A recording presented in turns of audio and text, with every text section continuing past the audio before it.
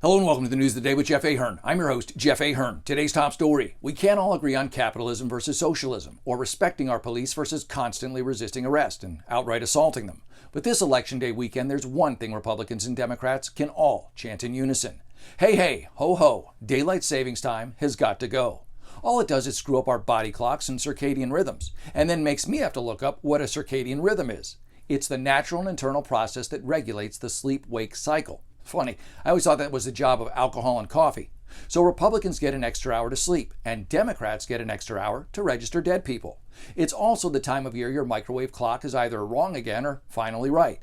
Congress began this in 1918 to economize on fuel during World War I.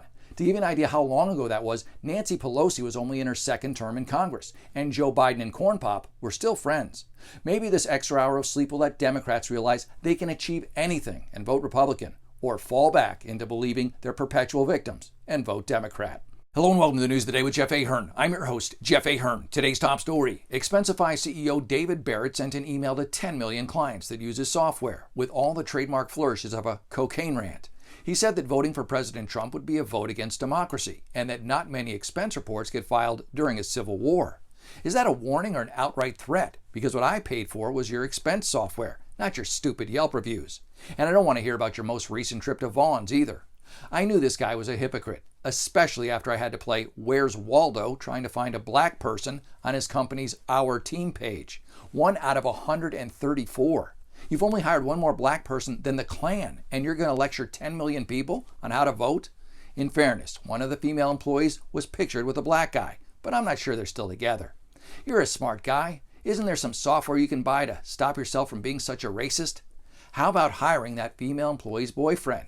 He's already in one of the photos. For an accounting software firm, your CEO sure is taxing. Hello and welcome to the News of the Day with Jeff Ahern. I'm your host, Jeff Ahern. Today's top story. With all the stress of the election today, here's a palate cleanser to help you wait out the election results.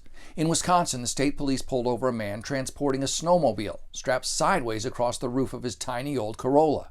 In the winter, he probably comes back with the Corolla strapped to the back of his snowmobile. Does that make it an all-terrain vehicle or the world's worst transformer? Skidoo scream. The 20-year-old driver, Matthew Schmidt, was also cited for failing to wear his seatbelt. Come on, the guy has a snowmobile strapped to his roof like a Christmas tree. I think the last thing he's concerned about is safety. Schmidt told the trooper that he had just bought the snowmobile and was driving it over to a friend's house so he could see it. Send him a picture. When you get a new pool, are you going to strap that to the top of your jalopy too so your lazy-ass friend can go swimming in it? Maybe you should tie some boundaries to the top of that roof of yours. I thought that would be the weirdest thing I read today. And then I came across this.